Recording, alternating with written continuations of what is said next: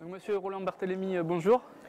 Bonjour Stéphane. Merci de nous accueillir ces quelques minutes d'interview. Vous êtes prévôt de la Guilde internationale des fromagers. Qu'est-ce que c'est que cette guilde? Alors cette association, c'est Monsieur Pierre Androuet, qui était un très grand fromager, qui l'a créé il y a presque 50 ans, il y a 49 ans très exactement. Et depuis, évidemment, nous avons beaucoup grandi. Et ce que j'ai souhaité faire, lorsque je lui ai succédé en 92, c'est lui donner un caractère beaucoup plus international. Donc la vocation de cette association, que nous avons toujours respectée, c'est de rassembler l'ensemble de la filière laitière, tous les acteurs de la filière laitière, de la production, de la distribution, de l'affinage, et de transmettre le savoir par le compagnonnage. D'accord. C'est une vaste mission, mais qui est unique dans un milieu corporatif, puisque lorsque vous regardez les autres métiers, qu'ils soient boulangers, pâtissiers, qu'ils soient bouchers, etc., ce type d'association n'existe pas.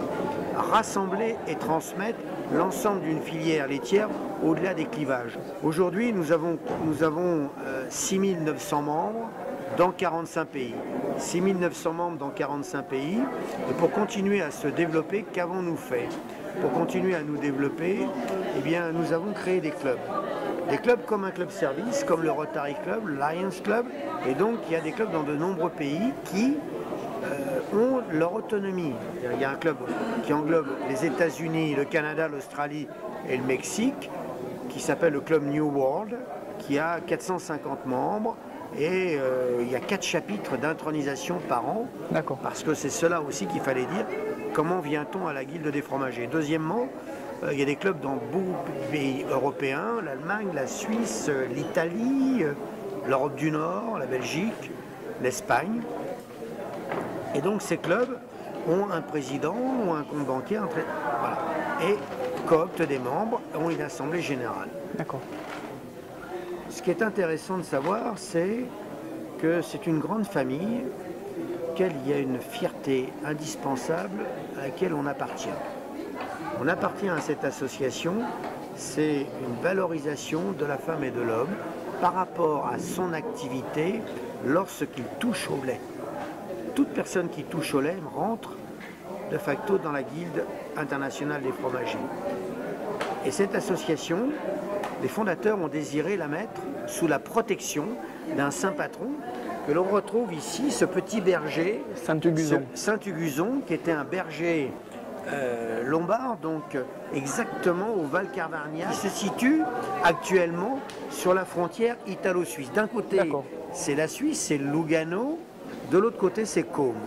Et au VIe siècle, ce berger fabriquait plus d'autres fromages que d'autres bergers. D'accord.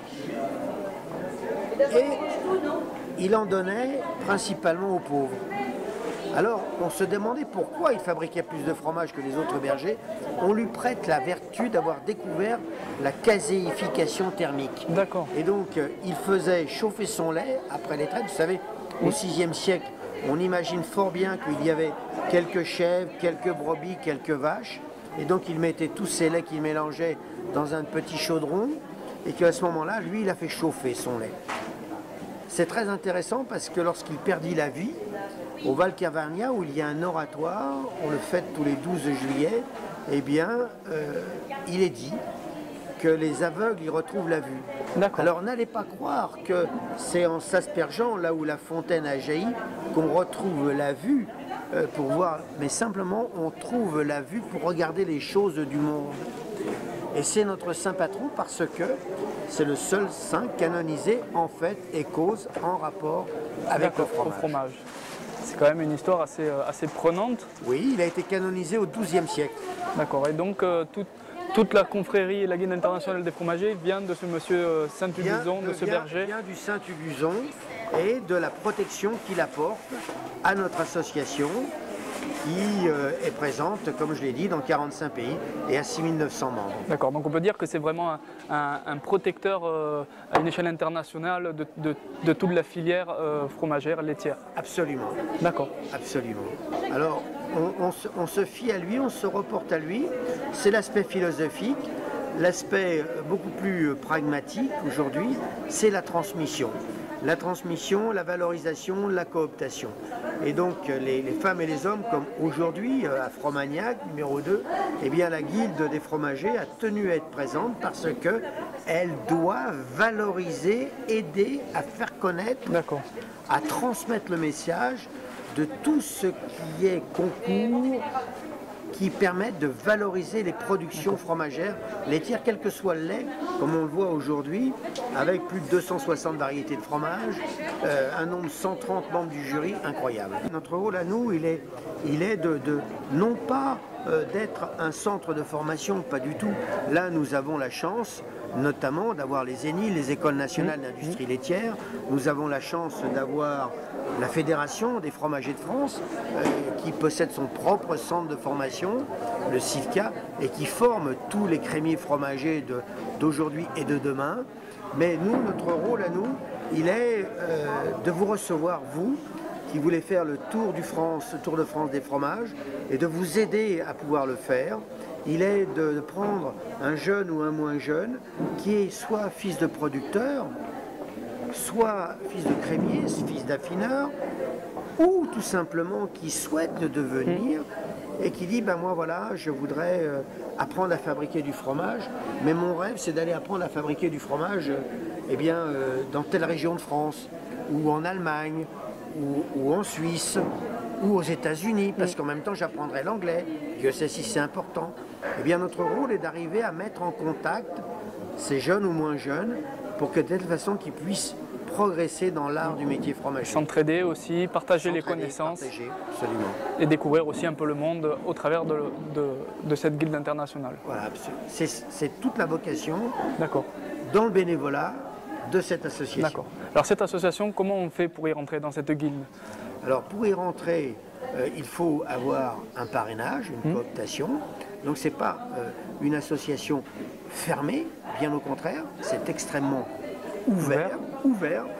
Et après, donc, lorsque l'on a une recommandation assez forte, eh bien, on est coopté en tant que professionnel garde et juré. D'accord. Alors, c'est un peu comme dans l'armée, on ne rentre pas général. Oui. C'est pas la...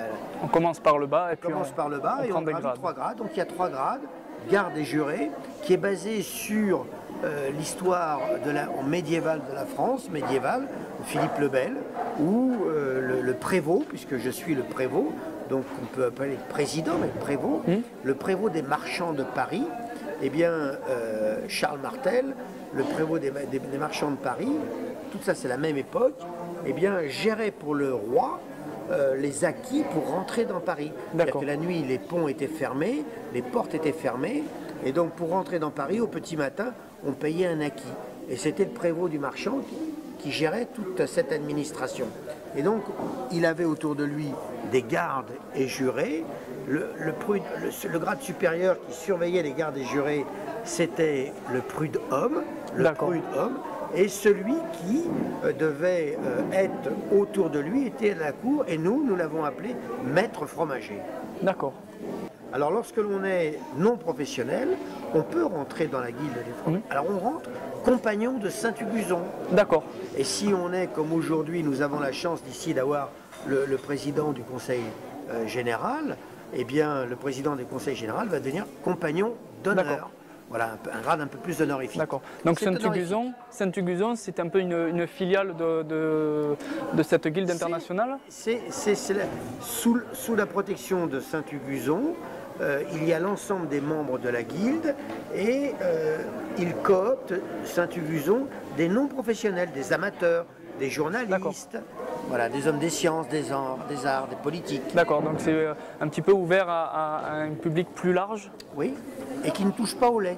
D'accord, donc c'est tous les acteurs qui sont un petit peu autour. Ils ne sont pas membres de la guilde des fromagers. D'accord. Ils sont membres de confrérie de Saint-Huguzon. Vous-même, pour arriver à ce niveau, vous êtes prévôt de la guilde internationale. Le chemin a dû être long. Comment est-ce que vous êtes arrivé à devenir prévôt? Alors moi d'abord, je suis un crémier fromager qui a débuté sa carrière professionnelle parce que mes parents étaient crémiers sur Paris. Je suis originaire du Cantal, donc pas très loin, département pas très loin d'ici. Et j'ai souhaité très jeune devenir fromager. C'était une autre époque, bien sûr, mais la volonté d'affiner le fromage était la chose qui m'a le plus animé. Et donc, j'ai eu la chance d'avoir une boutique très rapidement à l'angle de la rue de Grenelle et du boulevard Raspail, où on m'a parrainé. Et je suis rentré à la Guilde en 1974. J'ai gravi tous les échelons. Et en 1992, je faisais partie de la prévôté, comme on dit, j'étais vice-président. Et M. Androuet, le fondateur, a décidé de se retirer. Et donc, parce qu'il était âgé, fatigué. Et donc, je lui ai succédé à cette époque-là. Il y a 25 ans que j'exerce la présidence de cette association. Et ce qui est très intéressant, c'est d'avoir su, si vous voulez, adapter aux moyens modernes de communication, de communiquer uniquement par les réseaux sociaux, par les websites, d'avoir la possibilité de vaincre la barrière de la langue, de créer des clubs pour cela, de façon à se comprendre, parce que le fromage est universel. L'autre fierté qu'on peut dire, que j'ai personnellement, c'est de toujours ressentir, lorsqu'il y a un chapitre de cooptation, il y en a 18 par an, voire 20, vous voyez que c'est énorme, c'est très dense, très actif, et bien c'est de voir sentir la personne émue, fière et joyeuse de rentrer, de faire partie de cette association confraternelle.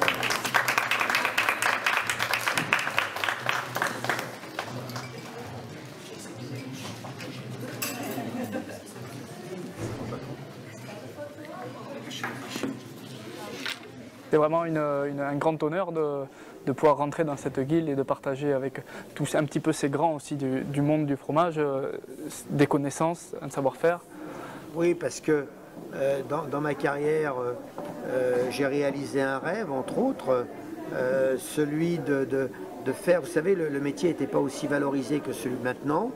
Et donc, je voyais tous les grands chefs de cuisine et j'avais comme maître empereur de l'arrivée, M. Paul Bocuse, quand je voyais avec son col bleu, blanc, rouge, sa médaille, etc. Mais mon métier, c'est métier crémier, fromager, et il n'y a pas de reconnaissance par un diplôme d'État.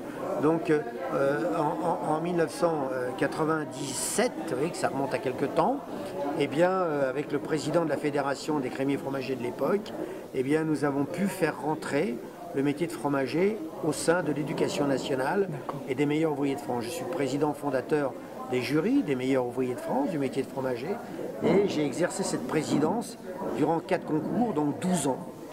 Et la fierté de ça, c'est de dire, voilà, aujourd'hui, notre métier de fromager, dont vous avez la charge à l'avenir, vous, par votre tour de France, d'apporter un autre destiné, d'apporter un autre regard, un autre œil extrêmement perspicace, extérieur, pour pouvoir mieux l'intégrer, Et donc c'est de dire, ben voilà, vous avez comme référence, oui, la Guilde des fromagers, oui, des syndicats, oui, une fédération, des organismes, des ENIL, les écoles nationales d'industrie laitière, mais aussi les meilleurs ouvriers de France, qui auprès du grand public, eh bien, sont un peu les ambassadeurs du métier de fromager. Donc aujourd'hui, ça fait 25 ans que vous êtes prévôt de la Guilde internationale des fromagers. C'est un long parcours. Est-ce que vous exercez cette fonction avec toujours autant de passion qu'à vos débuts? Sans hésitation, je vous réponds oui. La Guilde, ce qu'il faut, c'est continuer à le faire comme un joyau, le faire briller. Et ce joyau, c'est la fierté d'appartenance et pour partager cette fierté. Et tant que cette fierté me sera communiquée, eh bien, et que la force me sera donnée, oui, je prépare la transmission. Et cette transmission, elle doit s'effectuer avec tous les éclats que cela mérite. Monsieur Roland Berthelemy, je vous remercie de nous avoir accordé cette interview. On vous souhaite vraiment le meilleur pour la suite et vraiment c'était un grand honneur pour nous de pouvoir échanger ces quelques mots avec vous. Voilà. Écoutez, Steven et Sandra, si vous me permettez, votre compagne, votre tour de France des fromagers, je vous le souhaite le plus merveilleux, le plus enrichissant possible.